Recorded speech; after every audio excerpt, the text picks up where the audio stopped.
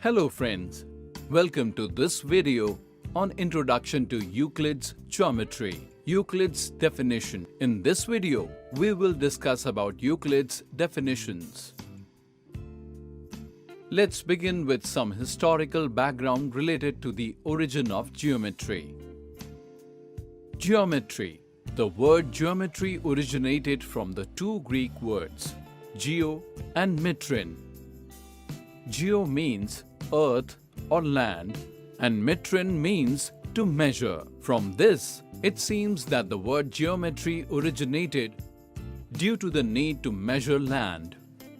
Friends, do you think that this branch of mathematics, that is geometry, has originated recently? No, it has been studied in various forms by every civilization since ancient times. For the Egyptians, every time the Nile River would get flooded, it would destroy the boundaries of their fields. They faced many difficulties to rebuild those boundaries the same way.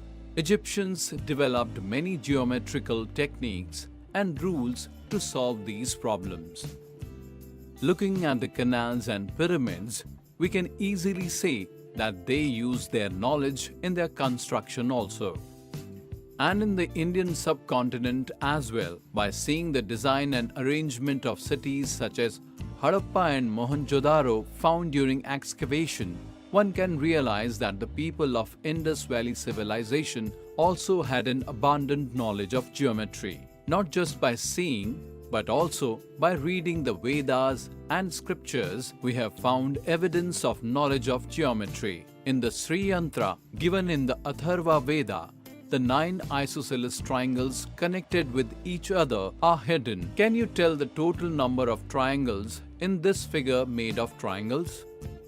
These are arranged in such a way that 43 small triangles can be formed from them. We have been receiving information on geometry from one generation to the next, either orally or through written messages on copper plates. In some civilizations, such as Babylonia, India, and Rome, geometry was confined only to a subject with practical perspectives. But people of civilizations, such as Greece, showed a great interest in the arguments behind geometry. The Greek mathematician Thales first provided the fact that the diameter of a circle bisects that circle into two equal parts.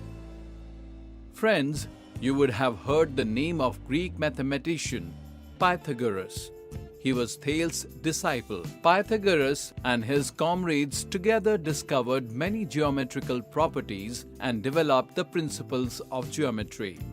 All the Greek mathematicians of that time considered geometry as the abstract model of the world in which they lived, and by looking at things around them, they developed the concepts of point, line, and plane, that is surface. They also developed some concepts from the study of solid objects. For example, solid objects have shape, measurement, and position, and they can be transported from one place to another. They have 3 dimensions, that is, they are 3-dimensional. Friends, its boundaries are called plane or surface. A surface has 2 dimensions and it has no thickness. And the boundaries of a surface are either curved or straight lines. And it has 1 dimension, that is, it is 1-dimensional. The ends of these lines are points, and they have no dimension. Euclid, a teacher of mathematics at Alexandria in Egypt, arranged all these statements briefly as definitions in his book, Elements, in which he collected all the knowledge of mathematics known up to that time. He divided that book into 13 chapters and named each one a booklet. Friends, let's look at those definitions. First definition, a point is one which has no area. Here, they have not defined area. Second definition is, a line is a breadthless length. That is, a line has no breadth, but here, length and breadth are also not defined. The third definition is both the ends of a line are points. Point is where the line ends. This is the fourth definition. Line which lies evenly with the points on itself. That is, we can say that on joining many points, a line is formed.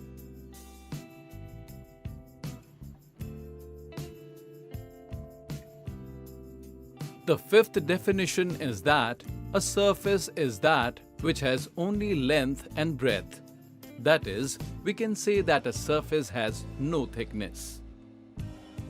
The sixth definition says that the edges of a surface are lines, sides, that is, boundaries. And the seventh definition says that a plane surface is a surface which lies evenly with the straight lines on itself. That is, we can say that there are many lines on a surface. Friends, there is a need to define several terms in the definitions given by Euclid,